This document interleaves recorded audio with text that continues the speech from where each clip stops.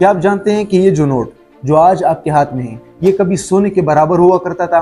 फिर अमेरिका ने एक ऐसा खेल खेला जिसने पूरी दुनिया को हैरान कर दिया। ये वो इंकिशाफी कहानी है जो आपको बताएगी कि कैसे सोने की चमक को खत्म करके कागज के टुकड़े ने दौलत बनाया गया, और ये धोखा किसने किया और क्यों हुआ और कैसे हुआ। आज इसके ऊपर तफसील से बात करते हैं। सबसे पहले पैसों की तरतीब को समझने के लिए हमें लेन देन की तरतीब और उसकी तारीख में जो है जाना चाहिए। पहले जमाने में क्या होता था, लोग अनाज, गल्ला, इन चीजों के बदले में किसी और चीज को लेकर और कोई और चीज देकर इस तरह लेन देन जो है वो करते थे। इसको कहते हैं बारिटर सिस्टम।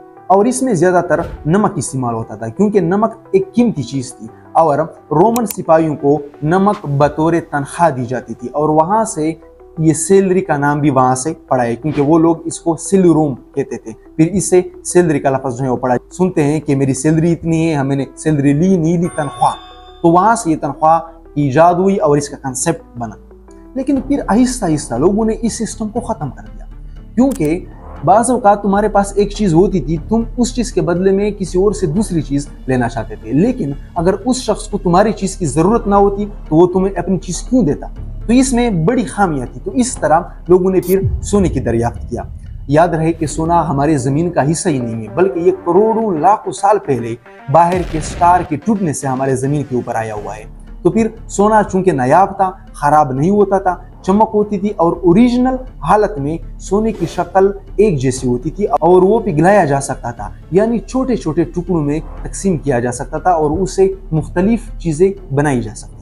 फिर सोने को मौजूदा मिस्र ने, मौजूदा अफगानिस्तान यानी खुरासान और हिंदुस्तान की जैसी तहजीबों ने अपनाया और उसको एक स्टैंडर्ड बनाया गया, और इस तरह गोल्ड, चांदी के, सोने के सिक्के बनाए। फिर यहाँ पर हिंदुस्तान में महाराजा रंजीत सिंह, अहमद शाह अब्दाली और खिलाफत उस्मानिया के सुल्तानों ने सोने के सिक्के अपनाए और उससे तिजारत शुरू कर। और इस तरह मेजॉरिटी दुनिया ने सोने के स्टैंडर्ड को अपनाया, यानी गोल्ड स्टैंडर्ड को अपनाया। फिर 1870 के आसपास नोटों का इजाद हुआ। उसकी ज़रूरत इस वजह से जो है पड़ी क्योंकि सोने के सिक्के भारी थे, ज़्यादा थे, उसको एक जगह से दूसरी जगह मुंतकिल करना, अपने साथ रखना, ये मुश्किल काम था। तो इस वजह से नोटों का इजाद हुआ। लेकिन 1870 से लेकर 1944 तक हर नोट के पीछे ये लिखा होता था कि जब आप चाहें बैंक जाकर इस नोट के बदले आप सोने के सिक्के ले सकते हैं, यानी जितना नोटों के बदले आपका सोना बनता है वो आप वसूल कर सकते हैं। अब आते हैं दोस्तों अमेरिका के खेल के बारे में कि अमेरिका ने दुनिया को कैसे धोखा दिया। फिर 1844 में यूं हुआ कि ब्रिटेन वुड्स सिस्टम आया। इसमें अमेरिका ने वादा किया कि वो हर $35 के बदले में 1 औंस सोना देगा। अब अमेरिका ने लोगों से ये कहा, दुनिया से, कि आप अपना गोल्ड हमारे पास रखवाएं और डॉलर को दुनिया की स्टैंडर्ड करेंसी मान लें। हम हर $35 के बदले 1 औंस सोना देंगे। फिर दुनिया ने अमेरिका के ऊपर एतबार किया और सारा का सारा सोना अमेरिका के बैंकों में रखवा दिया, और इस उम्मीद में कि हम जब चाहे डॉलर को ले जाकर उनसे अपना सोना ले सकते हैं, और पूरी दुनिया ने डॉलर को ग्लोबल करेंसी मान लिया। अब दोस्तों असल कहानी यहाँ से शुरू होती है। सदर रिचर्ड निक्सन ने 1971 में यह ऐलान किया कि आज के बाद डॉलर को सोने के साथ नहीं जोड़ा जाएगा, यानी हम आपको डॉलर के बदले कोई सोना नहीं दे सकते। अब अमेरिका ने दुनिया से सोना लेकर अपने पास रखवाया और उनको बदले में कागज दिए, और उसको सोना यानी बिल्कुल मुफ्त बचा। यहाँ पर अमेरिका ने दुनिया को ये यकीन दिलाया कि डॉलर अभी भी महफूज है, लेकिन हकीकत ये थी कि वो बगैर किसी पैमाने को डॉलर छाप रहे थे। अब आप ये सोच रहे होंगे कि क्या इस फ्रॉड के बारे में दुनिया के किसी मुल्क ने भी आवाज नहीं उठाया था, लेकिन क्या आप जानते हैं कि उसका अंजाम क्या बना? तो दोस्तों सद्दाम हुसैन ने, जो शहीद हो चुके हैं, उन्होंने डॉलर को ग्लोबल करेंसी मानने से इनकार कर दिया और अपने पेट्रोल और ज़खायर को गोल्ड में बेचने से भी इनकार कर दिया।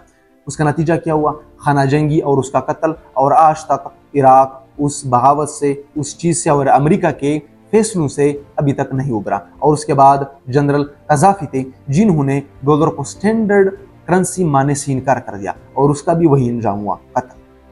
अब चूंकि चंद ममालिकों ने अमेरिका के खिलाफ बगावत की कि हम डॉलर को गोल्ड स्टैंडर्ड नहीं मानेंगे, तो इस पर अमेरिका ने कुछ को तो कत्ल कर दिया, खाना जंगी के नाम के ऊपर, दहशतगर्दी के नाम के ऊपर।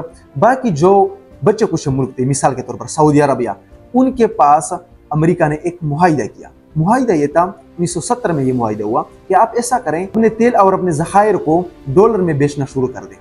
और आज तक कोई भी अगर पेट्रोल खरीदता है तो वो डीलिंग डॉलर में करता है। तो इसी वजह से फिर डॉलर ग्लोबल करेंसी बन गई और उसकी वैल्यू ज़्यादा से ज़्यादा होती चली गई। अब दोस्तों, ये धोखा यहाँ तक नहीं रुका, बल्कि क्या आप जानते हैं कि नोट को भी ख़त्म कर दिया, करेंसी को डिजिटल कर दिया गया। यानी क्रेडिट कार्ड्स, पेपाल नामी ऐप्स और इस तरह जितने भी पैसे ऐप्स हैं उनको, नोटों को भी ख़त्म कर दिया, बल्कि सिर्फ और सिर्फ दौलत को डिजिट्स में यानी नंबर में मुंतकिल कर दिया गया। आपको ये हर मोड़ के ऊपर बोलने के ऊपर मजबूर कर देंगे कि असल दौलत सोना है, जो चमकता है, जो आंखों की ठंडक है। अब दोस्तों, सवाल यहाँ पर यह है कि क्या आने वाले वक्त में दोबारा सोना एक गोल्ड स्टैंडर्ड बन सकता है या करेंसी स्टैंडर्ड जो है वो बन सकता है? तो जवाब ये है कि रूस और चीन फिलहाल अपने गोल्ड के ज़खायर बढ़ा रहा है, लेकिन मुमकिन तौर पर यह हो सकता है कि वो डॉलर से इनकार कर दे और एक सुपर ताकत होने के नाते अमेरिका के मुकाबले में आ जाए और अपना एक नया वो करेंसी स्टैंडर्ड लॉन्च करे। लेकिन फिलहाल इसके कोई सबूत और शवाहिद नहीं है, लेकिन मुमकिन ये हो सकता है, इम्कानात हैं। तो दोस्तों, नतीजा ये निकला कि दौलत सिर्फ नोटों में नहीं है, खोखले डिजिट्स या नंबरों में नहीं, बल्कि सोना, चांदी, ज़मीन, यही असल दौलत। तो मिलते हैं नेक्स्ट वीडियो में।